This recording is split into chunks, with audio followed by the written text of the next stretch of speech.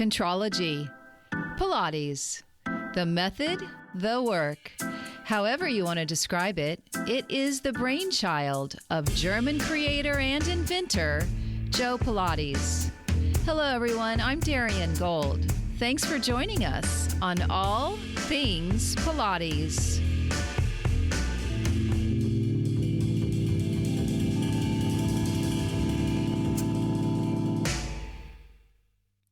On today's episode, we have with us Judith Green.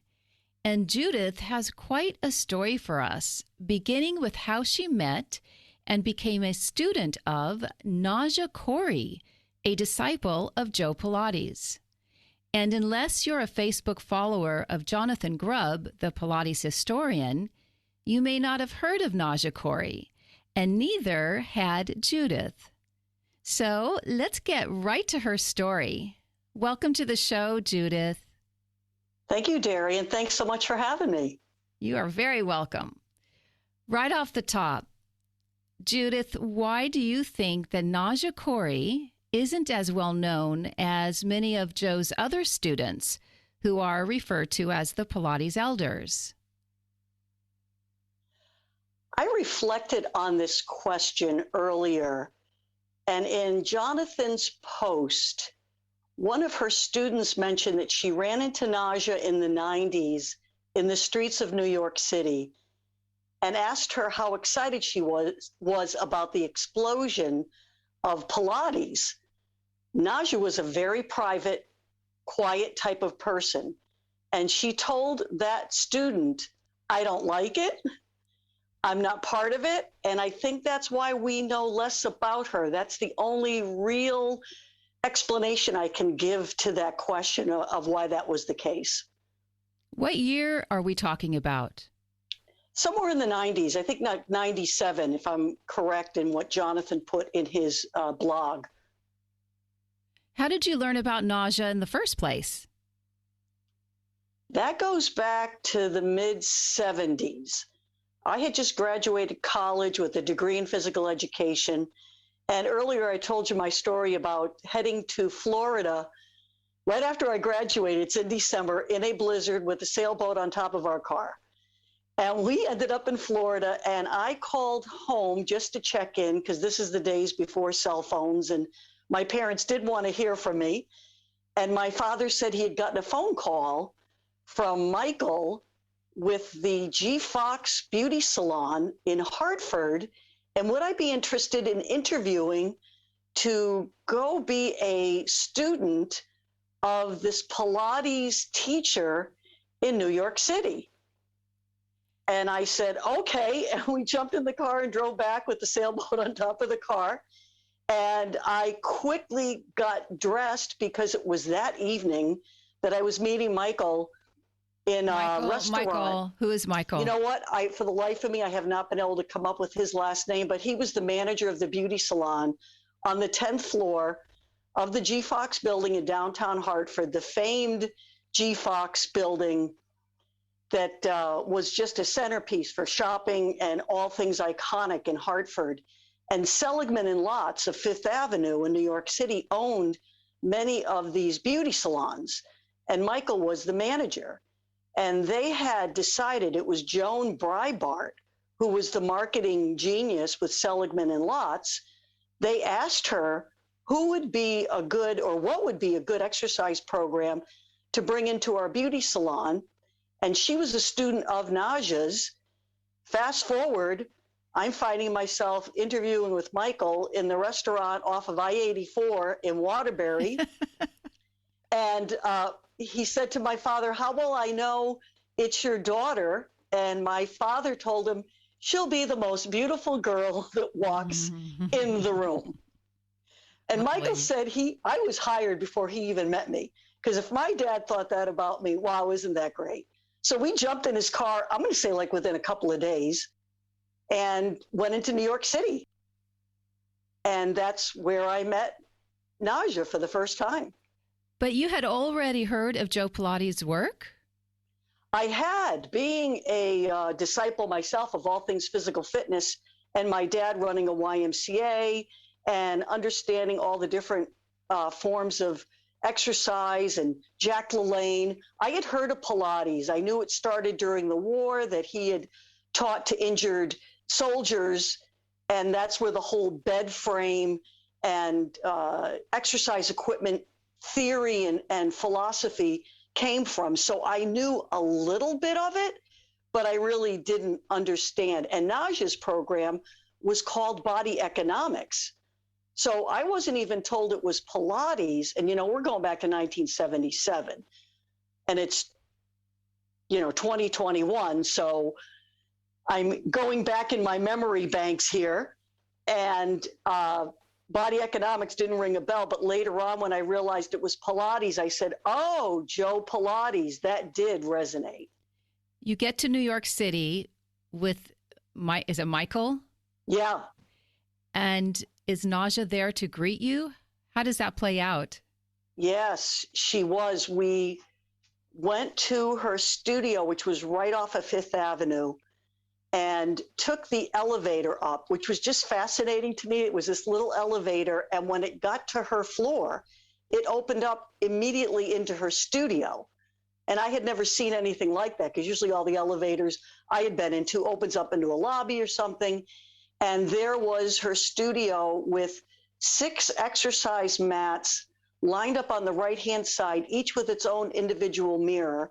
And then you would walk in between, and on the left was the caged apparatus that later on I watched Joan Breitbart go through the moves on that and thought, oh my God, this is some kind of torture chamber. I don't know what it was called. And then to the left was... Wait. So there was just this caged piece of equipment, just one?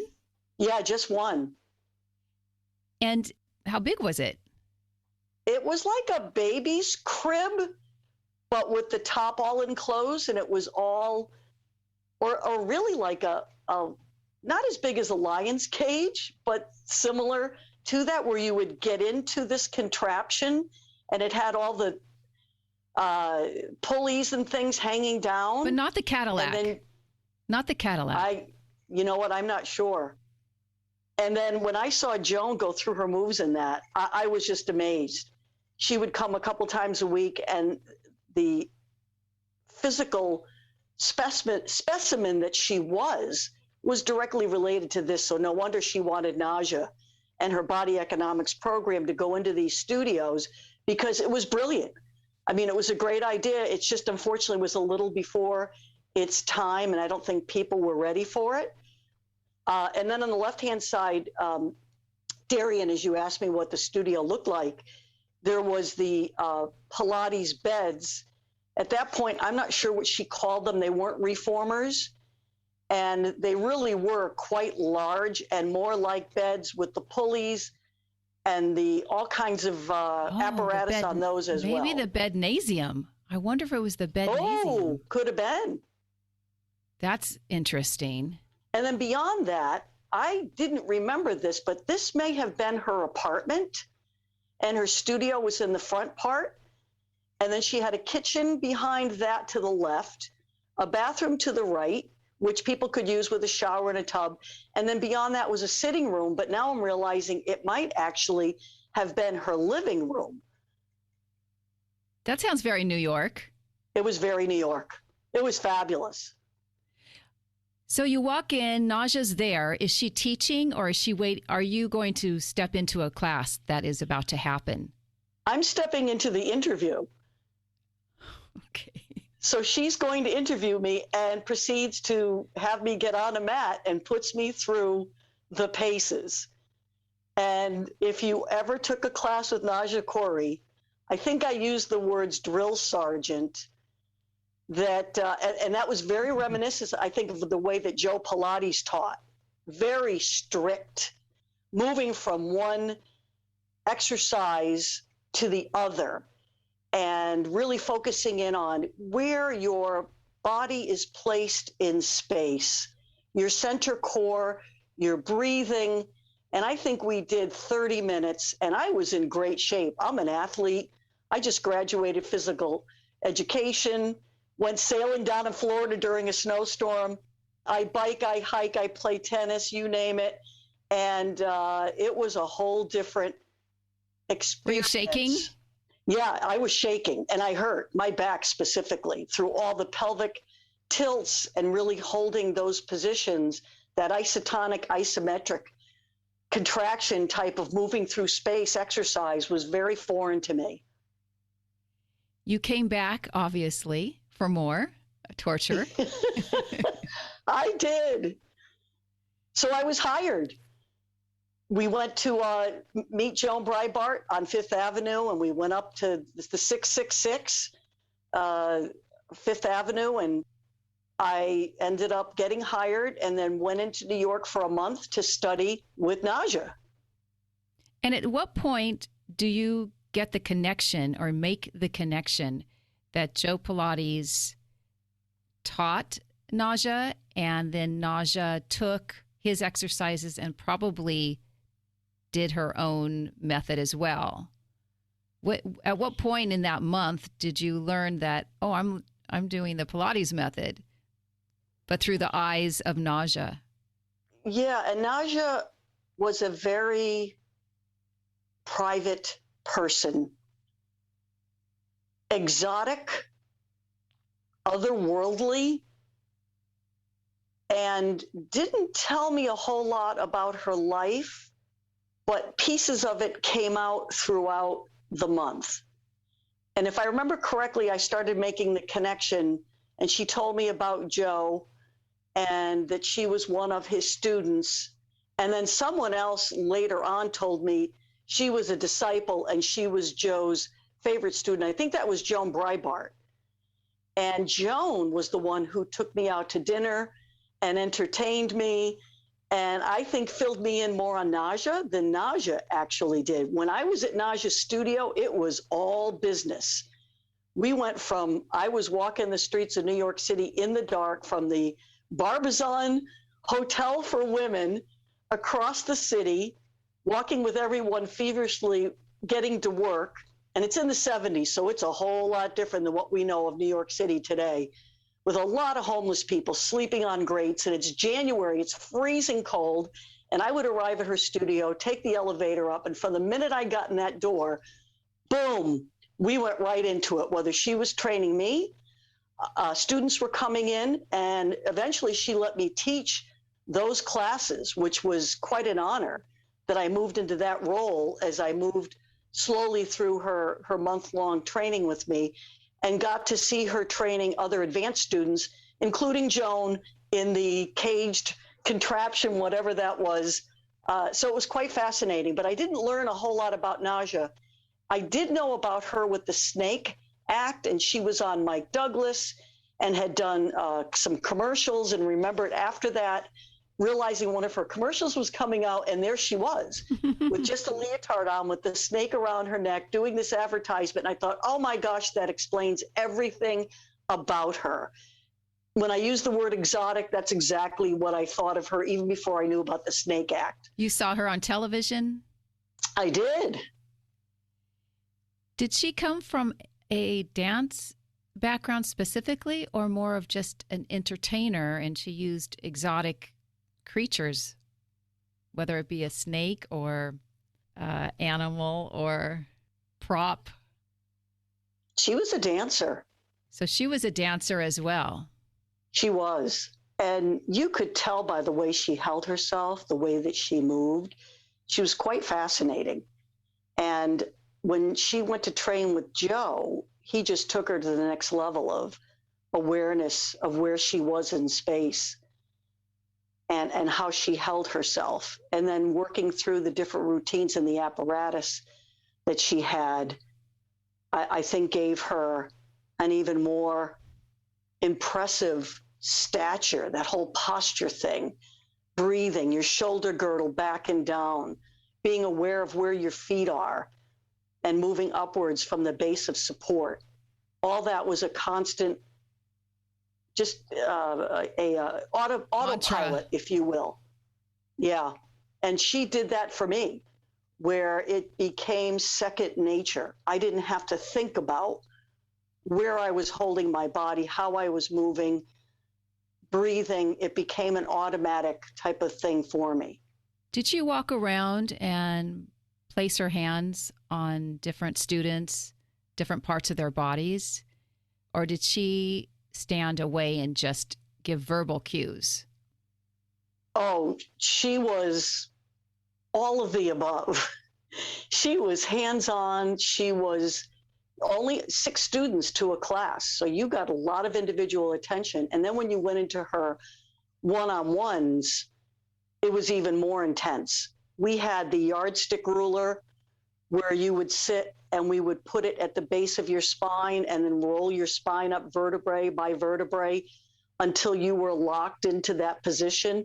And then you would move through your exercises and hold that vertebrae placement. And she would very often move the shoulder girdle and put that into the proper placement, or your feet so that they were properly placed, ankles together, toes pointed. Everything was hands-on, and also an excellent, superb teacher with her instructions, where I learned from her that I could put somebody through a whole workout and tell them exactly where to place each body part for optimal results. You emulated her style of teaching then. Oh, yeah. I mean, she was it. And you did not hear about Carola or Romana or Kathy. Those names weren't floating around while you were working with Naja for that month? You know, they may have, but I don't remember hearing about them. And coming back after that month with her, we opened up the studio on the 10th floor in the beauty salon in the corner of this huge G-Fox department store downtown Hartford. It was exercise just to find us and then get into the studio. And we were off the beaten track, if you will. But you were ready, right? Well, I was ready physically, absolutely. And we had the big grand opening, and Joan had done some marketing for it. And we had the studio filled up, but I filled it up with family, friends, and then, of course, there was all the hairdressers, and a few of the men came in as well. And Naja was there for a few days, and we did the opening exercise routines, put people through the paces, and she was very generous in letting me really partake and being a big part of the leadership of that piece of the program. And then stepped away and went back to New York City. And I was kind of left on my own to not only teach the classes, which by then, having been Naja's student, I was perfectly trained, but I also was charged with marketing and bringing in people and getting people into the classes, which was the struggle of filling up the classes and getting that all to happen. Did you market the classes as body economics or the Pilates method? Body economics. I believe Joe did not want anybody to use his name. I do remember that. And I don't know if there was a little bit of a falling out between Naja and Joe. I have a sense that there was maybe a disconnect and that she ended up calling it body economics. I don't know how Joan Breitbart in the 90s, because I looked up Joan as you and I were preparing for this. And Joan started the whole Pilates certification program. On the West Coast. Yeah, and knew back in the 70s that this was the way to go. But I get back to Hartford and people are coming into these classes saying, where's the aerobics? We didn't even say cardio back then. Where's the aerobics? I need to sweat. I'm not sweating. This is weird. And Hartford just wasn't ready for Pilates. And then for the explosion in the 90s, I had friends calling me up saying, oh my God, this is your exercise program. Is it? Yeah. And I mean, I've done it religiously since then. So that's how many decades? Almost 5 decades. And I do Pilates 2-3 times a week. I am a mat Pilates enthusiast. I have put more people through the Pilates paces, and it changed my life. It was an amazing experience, and I wished it could have turned out better, but timing is everything. And we were just ahead of your time. Yeah, we were ahead of our time. Did you stay in touch with Naja? I did, of course, through that whole process.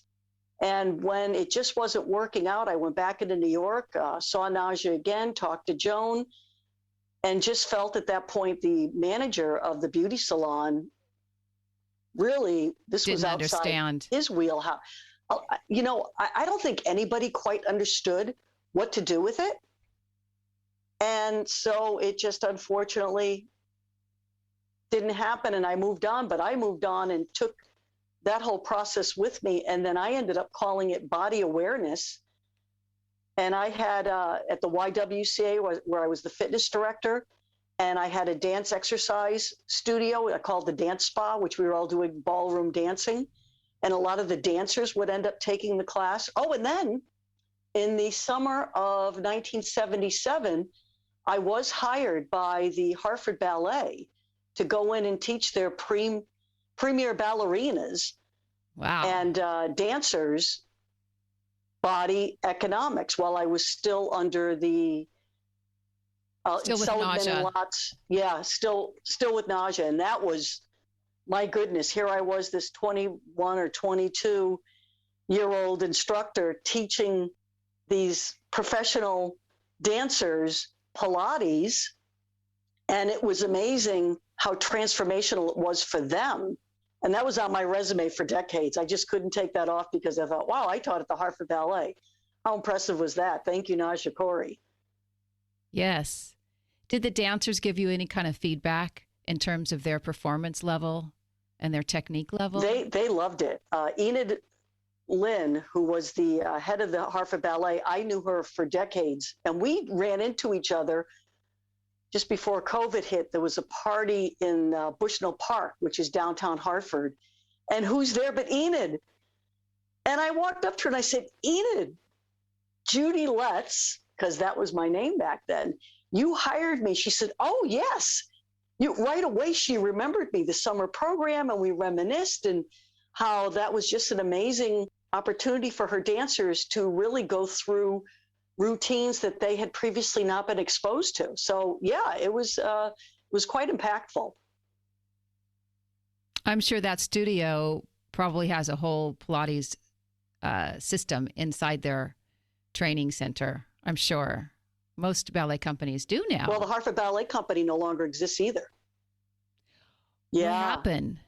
Just couldn't keep it going, so it morphed into 2 or 3 dance companies coming together, and now they're called Nutmeg Dance or something. I may be wrong about that. And I think it might be a smaller group that still calls itself the Hartford Ballet, but it's nothing like it used to be. I mean, we used to go to the Bushnell, and they would fill that place up. And it was absolutely fascinating, and those days are gone. Sadly. Sadly. Then recently, taking you all these decades forward, you had something happen to you pretty scary, and I'd like you to tell our listeners about it and how Pilates played a role in it, and then how it continues to play a role in your healing. We chatted a little bit about the breathing. I didn't understand how the diaphragm, the rib cage, and filling up your lungs, breathing out through the mouth, breathing in through the nose, and how to really position myself for that return on oxygenation from my lungs. And so because of that experience with Naja and all the years that I've practiced Pilates and the proper breathing methods that I learned, I had some health concerns. And I know when your podcast comes out, Deanna. Darian. Can you cut that out? I've been called many names. It's okay. When the podcast comes out, Darian. Thank you. It's going to be, I'll probably share it with some friends, and a lot of people don't know that I was very ill through COVID. was misdiagnosed numerous times by many doctors. I continued to say there was something wrong. I knew that every diagnosis I got wasn't right. And then in March of this year, 2021, it turned out I had lung cancer. Now, this lung cancer I had was a carcinoid, which is a very rare form of lung cancer, not caused by smoking or anything like that.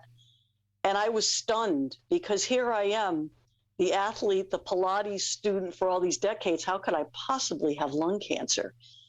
And when I went in to get the breathing test, they put you into this capsule. And the doctor that gave that test, the 3 times that he measured my oxygenation, it came back at 98% all 3 times.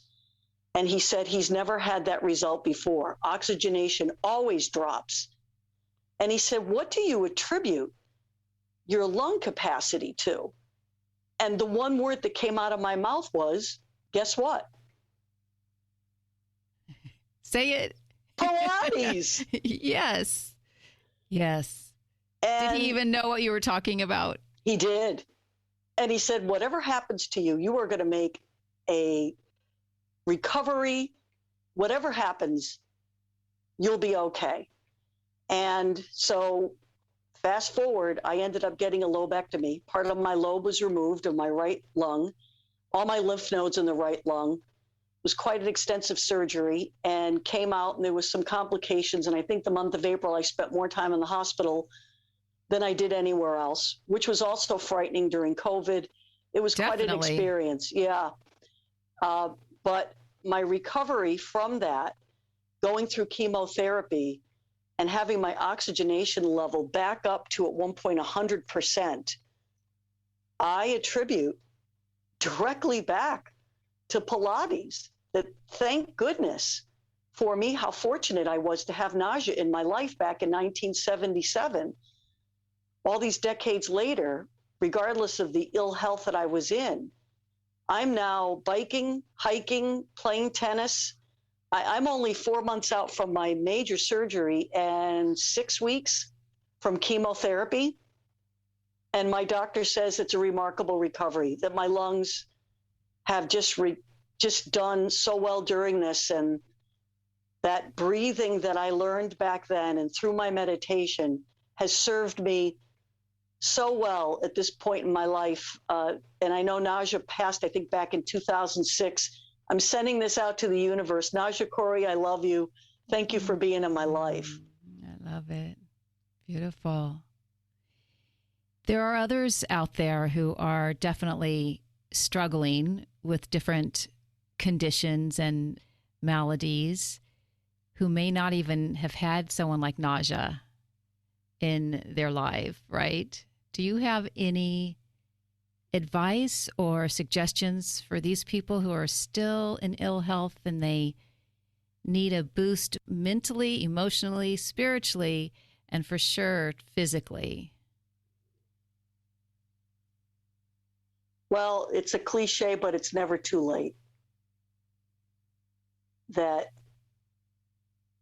there's all types of Pilates programs out there. There's meditation, focusing in on your breathing. I mean, it's such a easy thing to do. Put your hands, and this is where Naja did hands-on, putting your hands on your rib cage and expanding the rib cage to the side and filling your lungs up completely to a count of 4, then holding for 4, and then expelling all the air out through your mouth to the count of 8.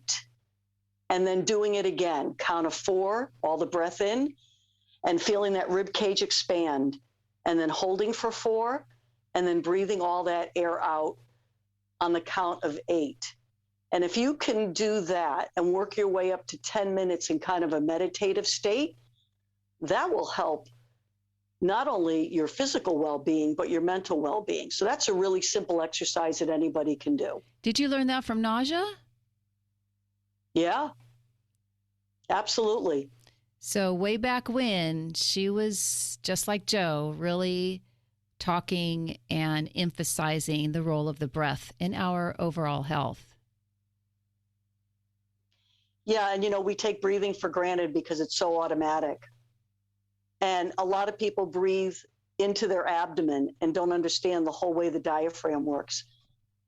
If you can get into a meditation type of calm app, that's a great way to do the breathing. Again, a Pilates class, just a mat class, real simple, real easy.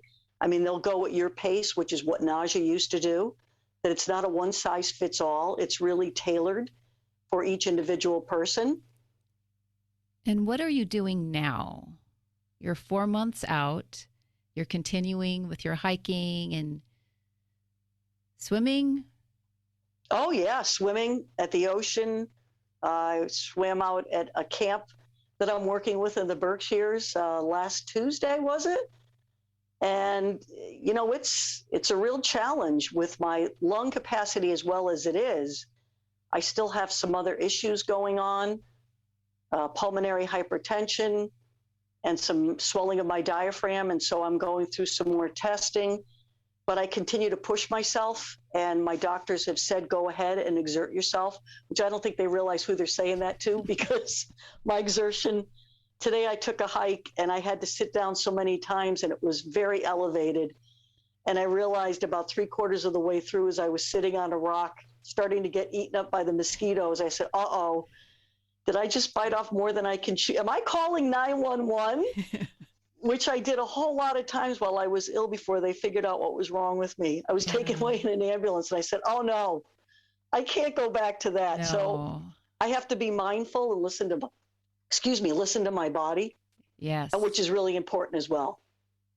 And pace. That's what I've learned through my own COVID experience and coming out of it, is that pacing is everything, because those of us who are athletic are so used to pushing, we don't even think about it. We just push in every direction and our body can take it, but not when your body needs to heal and restore and recover. You can't be exercising in the same fashion. So it's a lesson for all of us type A and type AA people, right? It certainly is. Do you see yourself teaching Pilates in the future, guest teaching, bringing Naja with you? Oh, I still have the notebook from Naja where I kept all my notes in, and I still teach to this day. I mean, every friend of mine has gone through Pilates multiple times. When I go on vacation, I'm going to a North Shore of Boston to Marblehead, and there's a gazebo up in the park, and I do my Pilates up there, and friends are invited, and I've had people stop by saying, what are you doing? And join in. So to this day, I've been a teacher, a motivator, I'm a coach. I help people to achieve their best self, whether that's through their career or networking or physical fitness, teaching them tennis. I mean, I've been a coach and a teacher all my life. So if there's an opportunity to help people, that's what I love to do. I can see that. I can hear that in your personality. I can hear that. Yeah. You're probably a little bit of a taskmaster, but lovingly so.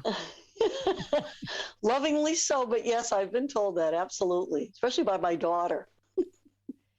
Thank you so much for your time today, Judith. It's been a pleasure getting to know you and getting to know Naja through you. And I wish I would have spent a little time with her. As many, well, I think sure. You just did. Yes. I think through osmosis, or however that works, and through the universe, that spending this time with you, Darian, and sharing more about Naja and going back through my memories of just how important she is to me, and just how ironic that Jonathan found me all these decades later while I was in the hospital recovering from my surgery, and I get an email from him saying, are you Judy Letts? And I said, yes. And did you train with Naja, Cori? Yes. And then fast forward, not only am I on his blog, but now here I am in your podcast. And Yes. There's a friend of mine who also is writing a book, and I'm a chapter in her book about women who are fearless in the face of challenge. And Fabulous. It's all meant to be. And when we talked about timing is everything, I guess that's more true than ever. Yes. Thank you. Thank you, Naja. And thank you, Naja's disciple, Judith Green. Thank you. Thank you, Darian.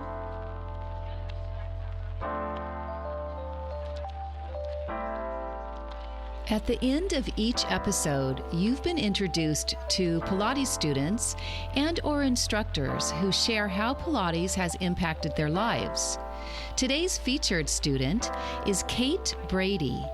As one of my most dedicated students, Kate says, "Every day, I feel strong and balanced because of the fundamental strength gained from my Pilates practice. Even as my body ages, I maintain balance and strength and confidence." All Things Pilates is created, edited, produced, and hosted by me, Darian Gold. Mastered audio mix by Fabian Romero. I really appreciate your support, and I love the comments that you send to me. Thank you. Those of you looking to take your practice to the next level, or you are a complete beginner, I offer both types of classes. For more information, please visit dariangold.com. And remember, it takes courage to live life fully and unapologetically. So dig your heels in and try something new or scary or, well, out of your comfort zone. See what happens. Until then, please be good to yourself and see you in a couple of weeks with another episode of All Things Pilates.